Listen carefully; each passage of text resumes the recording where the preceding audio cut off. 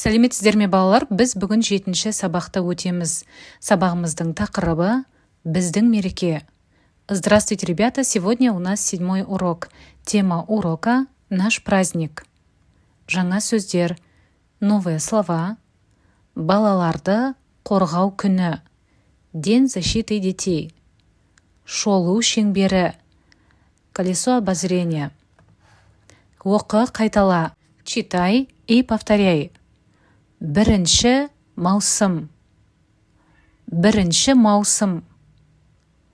шолу шеңбері, халықаралық балаларды қорғау күні,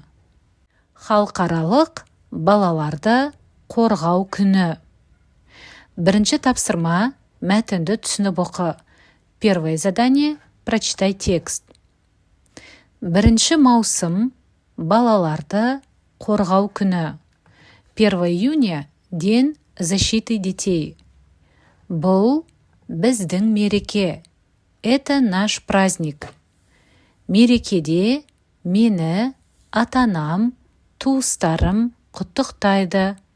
В праздник меня поздравляют родители и родственники. Отбасымызбен саябаққа барамыз. Мы идем в парк всей семьей.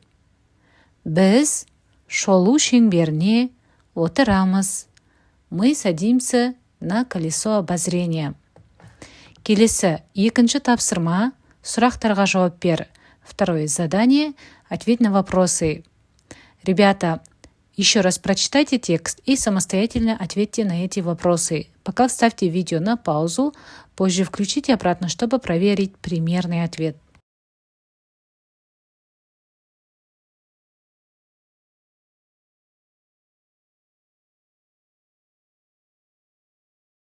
Келесі, үшінші тапсырма, көп нүктенің орнына қажетті сөздерді жаз дейді. Третье задание – вставь нужные слова на место пропусков. Қажетті сөздер, нужные слова, саябаққа, в парк, отырамыз, садимся, құттықтайды, поздравляют. Бірінші сөйлем, мерекеде мені ата-анам құттықтайды. В праздник меня поздравляют родители. Отбасымызбен саябаққа барамыз. Мы всей семьей идем в парк. Біз шолу шеңберіне отырамыз. Мы садимся на колесо обозрения. Келесі, төртінші тапсырма, суреттерге қарап айт дейді. Балалар саябақта не істейді? Четвертое задание – посмотри на картинки и расскажи, то есть ответь на вопрос. Что делают дети в парке? Ребята, внимательно посмотрите на картинку. Суретке қараңыздар. Мысалы, бірінші сурет, первая картинка. Балалар саябақта серуендейді. Дети гуляют в парке. Екінші сурет. Балалар саябақта ойнайды. Сурет салады, я? Дети играют в парке. Дети рисуют. Келесі, бесінші тапсырма. Тірек сөздерді пайдаланып, үш сөйлем құра дейді. Пятое задание. Составь 3 предложения, используя опорные слова. Тірек сөздер, опорные слова. Балаларды қорғау күні, День защиты детей. Мереке, праздник. Құттықтайды, поздравляют. Ұнайды, нравится. Саябақ, парк. Теперь, ребята, самостоятельно составьте предложения, используя эти опорные слова.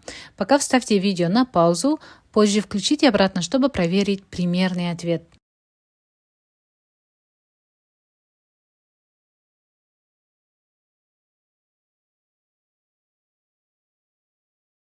Келесі, алтыншы тапсырма, сұрақтарға жауап беріп, диалог құрыңдар дейді.